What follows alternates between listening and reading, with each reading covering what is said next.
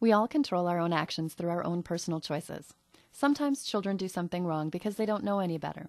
However, children make the choice to act ethically, just as adults do. On the most basic level, I believe that by the age of 5, children know the difference between right and wrong. This is why, when I saw the elementary students on my school bus bullying each other to the point of making each other cry, I didn't categorize them as children who didn't know any better. I categorized this as people behaving unethically. A typical day on bus 25 included phrases such as, "Shut up!" or "I'm going to kill you," being shouted by children as young as age 5. It would also include children teasing each other, calling each other stupid or fat.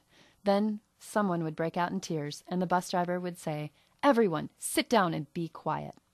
I could tolerate the noise and chaos, but the crying child was where my toleration ceased. It was the tears of kindergartner Cassie that first compelled me to get up out of my seat with the other high school students in the back of the bus and go comfort her. I asked her about school, her favorite animal, her color. As soon as I came and sat in the front of the bus, the other kids stopped picking on each other because there was a big kid around. The best way to solve a problem is to stop it before it begins.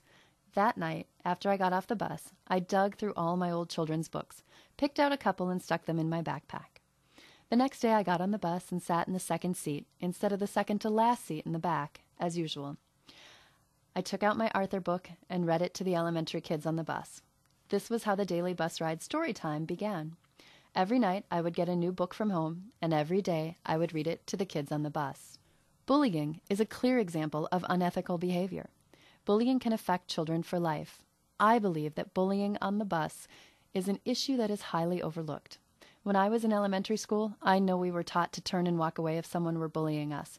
However, one cannot do this on a school bus. We were also taught to go get help from a teacher or a responsible adult.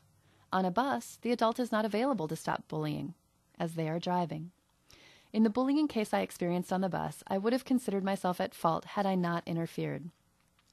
Bullying on the bus is also a difficult situation because there is such a broad spectrum of ages. The older kids sit in the back and either sleep or listen to music. They ignore the younger kids to the best of their ability. I understand that it is not the responsibility of the older kids to keep the younger kids in line. However, witnessing bullying and doing nothing is almost as bad as doing the bullying. Bullying and the witnessing of it are ethical issues because they violate the rights of children's safety.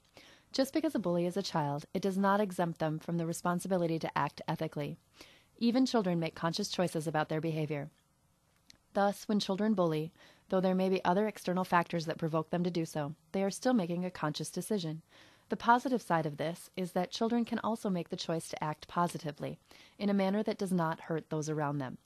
It is this factor of choice that makes child bullying an issue of ethics. The Rotary 4-way test is very applicable to my actions regarding the bullying situation I witnessed on my bus, even though I did not know the 4-way test at that time. The kids on bus 25 were calling each other names such as fat, stupid, and even shouting death threats that would cause kids to cry. All of these claims were simply not the truth. My first step of intervention was to comfort the kids who were being bullied by talking to them and telling them that these claims were not the truth. I also confronted the kids doing the bullying with this information as well. The bullying situation can also be applied to fairness. It was not fair for the kids to be subjected to that type of harassment on a daily basis, nor was it fair to the bus driver, who was constantly being distracted from doing his job. At my point of intervention, I tried to execute an attitude of fairness to all concerned by diplomatically working out a solution that involved the offenders, instead of excluding them, as well as tending to those who had been harassed. By setting up the bus story ride time, I had the privilege of witnessing the goodwill and better friendships that were created. If I read a story that had animals in it, the kids would excitedly tell each other about their own pets. I was also astounded by the children's ability to forgive. Many of the kids who were bullied to the point of tears began to become friends with the same children who had made their lives miserable. I definitely believe that setting up the bus ride story time was beneficial to all concerned. The change that took place on the bus was so rewarding for me.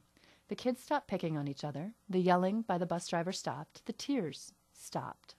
Some people excuse the behavior of young children, saying that they didn't know any better, but they make choices regarding their own behavior based on the actions exemplified by those around them. If they are shown how to act ethically, they will not only learn how, they will act on that example.